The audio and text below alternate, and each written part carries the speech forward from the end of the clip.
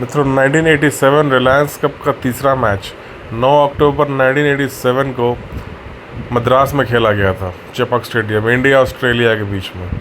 ये एक बेहद ही रोमांचक मैच था जिसमें मात्र 1 रन से जीत हार का फैसला हुआ था। इस मैच में ऑस्ट्रेलिया ने पहले खेलना शुरू किया और चेपॉक चेन्नई यानी उस समय के मद्रास का जो स्टेडियम था वो एक बिल्कुल ही बैटिंग पिच था, जिसमें कि बैट्समैन के लिए बड़ी आसानी से रन बनाने में, और स्लो पिच होने के कारण ऑस्ट्रेलिया के ओपनर जेफ मार्श और डेविड बून ने एक अच्छी शुरुआत दी और पहले विकेट की पार्टनरशिप में 110 रन जोड़े। इस ढंग से इसमें कि जेफ मार्श की एक सेंचुरी थी 110 रन की, और ऑस्ट्रेलिया ने आराम से जो है 50 ओवर में 270 रन का स्कोर खड़ा किया। इंडिया को जीतने के लिए 271 रन चाहिए थे। इंडिया ने खेलना शुरू किया तो जैसा कि हम जानते हैं वो एक बैटिंग पिच था, तो इंडिया के लिए भी बैटिंग आसान रही और इंडिया ने पहले विकेट के 69 रन जोड़े, यानी कि 69 पर इंडिया का पहला विकेट गिरता है जब सुनील गावस्कर जो है 37 रन बना के आउट हुआ 32 बॉल पे। उसके बाद फिर श्रीकांत और वेंगसरकर ने खेलना शुरू किया। श्रीकांत फिर 131 के स्कोर पे आउट होते हैं, उन्होंने शानदार 70 रन बनाए थे 83 गेंदों पे। उसके बाद फिर नवजोत सिंह सिद्धू खेलने आते हैं। ये मैच इसलिए भी ख़ास है क्योंकि ये नवजोत सिंह सिद्धू का पहला वनडे इंटरनेशनल मैच था। वो खेलने आया और उन्होंने 73 रनों की एक शानदार पारी खेली थी, जिसमें कि उन्होंने अपने पहले ही वनडे मैच में 5 छक्के लगाए थे और उस समय ऐसा लग रहा था कि इंडिया बड़ी आसानी से ये मैच जीत जाएगा। 207 for 2 था इंडिया। उसी समय जो है फिर नवजोत सिद्धू आउट होते हैं।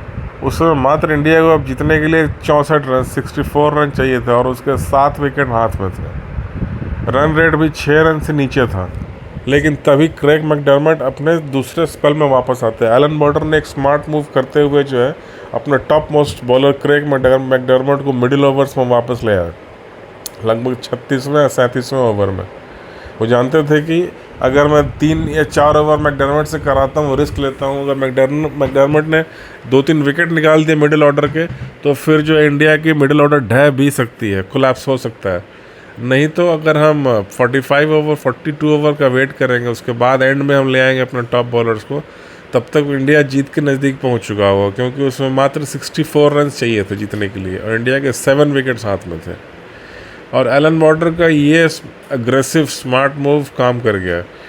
क्रेग मैकडर्मट उस समय अपना बिल्कुल पीक पे थे, राइजिंग पे थे, पीक तो नहीं कहूँगा, उसके बाद उनका पीक आया और एकदम शानदार यंग फास्ट बॉलर। उन्होंने पुरानी गेंद से इंडिया के 4 मिडिल ऑर्डर बैट्समैन को आउट कर दिया, जिसमें कि उन्होंने 10 रनों के अंदर मोहम्मद अजहरुद्दीन को क्लीन बोल्ड कर दिया। और हाँ, नवजोत सिंह सिद्धू को भी जो है मैकडर्मट ने क्लीन बोल्ड किया था। सिद्धू तब आउट हुआ था जब मैकडर्मट को वापस लेके आया था एलन बॉर्डर। तो सिद्धू और अजहरुद्दीन को उन्होंने क्लीन बोल्ड किया, वो भी पुरानी गेंद से। उसको थोड़े 10-15 रनों के बाद रवि शास्त्री को कॉटन बोल्ड आउट किया और उसके बाद फिर मैकडर्मट ने मात्र 40 रन के अंतराल में मैकडर्मट ने 4 मिडिल ऑर्डर बैट्समैन को आउट कर दिया, जिसमें कि जमे जमाए batsman Navjot Singh Sidhu, top batsman Mohammad Azharuddin, Ravi Shastri और इसके अलावा दिलीप वेंगसरकर, यानी कि जो असली मिडिल ऑर्डर थी उसको ख़त्म कर दिया। उसके बाद फिर कपिल देव आए, जल्दी आउट हो जाते हैं। साइमन और ओडोनल की गेंद पे रॉजर बिनी भी 10-12 रन बना के आउट हो जाते हैं।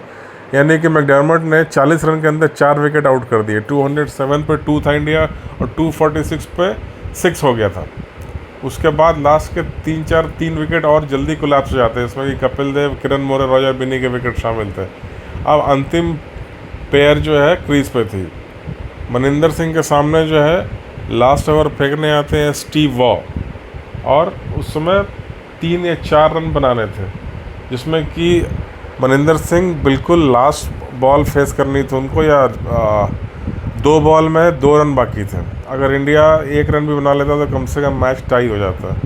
सामने मनिंदर सिंह था और जो कि बिल्कुल एक टेल एंडर बैट्समैन थे, और उसके पहले 2 रन लिए थे। इसके कारण मनिंदर सिंह की काफ़ी किरकिरी भी हुई थी। अगर वो 2 रन के बजाय 1 रन लेते और दूसरे छोर पे जो दूसरे बैट्समैन थे, शायद किरण मोरे आउट नहीं हुए थे, मैंने गलती से कहा, किरण मोरे क्रीज पे थे, लोग कहते हैं अगर 2 रन की बजाय 1 रन लेते और किरण मौर्य को स्ट्राइक मिलती तो शायद वो विकेट ना गिरता, इंडिया मैच बचा ले जाता, लेकिन उन्होंने 2 रन लिया। फिर वापस वो सामने पड़ जाते हैं स्टीव वॉ के। स्टीव वॉ की अंतिम ओवर की 5वीं बॉल पे मनिंदर सिंह क्लीन बोल्ड हो जाता है और इंडिया 1 रन से मैच हार जाती है, जस्ट बाय 1 रन। ये काफ़ी एक तकलीफ देह हार थी, लेकिन एलन बॉर्डर की कैप्टनसी की प्रशंसा करनी पड़ेगी कि उन्होंने एक साहसिक निर्णय लिया था। अपने top fast bowler Craig McDermott को बीच में ही खर्च कर दिया रिस्क लेके। अगर मैकडर्मट आउट नहीं कर पाते बैट्समैन को तो फिर ऑस्ट्रेलिया मैच हारती ही हारती, क्योंकि लास्ट में जो स्टीव और एलन बॉर्डर खुद थे जो कि अंतिम 5 ओवर में गेंदबाजी कर रहे थे, लेकिन तब तक इंडिया के मिडिल ऑर्डर जा चुके थे और केवल टेल एंडर्स बाकी थे। और इस ढंग से जो है ऑस्ट्रेलिया ने ये मैच 1 रन से जीत लिया। इस मैच में जेफ मार्श को मैन ऑफ द मैच घोषित किया गया क्योंकि उन्होंने सेंचुरी बनाई थी 110 रन। हालांकि मेरे हिसाब से क्रेग मैकडर्मट का कंट्रीब्यूशन भी कम नहीं था, क्योंकि अगर वो 4 बैट्समैन को, वो भी मिडिल ऑर्डर के जमे जमाए बैट्समैन को पुरानी गेंद से आउट नहीं करते मैकडर्मट, तो इंडिया हर हाल में मैच जीत रहा था, क्योंकि 207 for 2 ही था। उसके बाद 64 रन में लगभग 7 विकेट गिरे, जिसमें कि 4 मैकडर्मट ने लिए थे। तो यदि मेरा ये वीडियो अच्छा लगा हो, ये क्रिकेट की एक इंटरेस्टिंग कहानी अच्छी लगी हो, एक्साइटिंग मैच की, तो प्लीज़ इस वीडियो को लाइक कीजिए और मेरे चैनल को सब्सक्राइब और वीडियो को शेयर अवश्य कीजिए, ताकि मैं इसी तरह की इंटरेस्टिंग स्टोरीज लेके आपके सामने आता रहूँ। और बहुत बहुत धन्यवाद मेरा वीडियो देखने के लिए। एक बार फिर से अनुरोध है कि मेरे चैनल को लाइक, सब्सक्राइब और शेयर अवश्य करें। बहुत बहुत धन्यवाद, मिलते हैं फिर।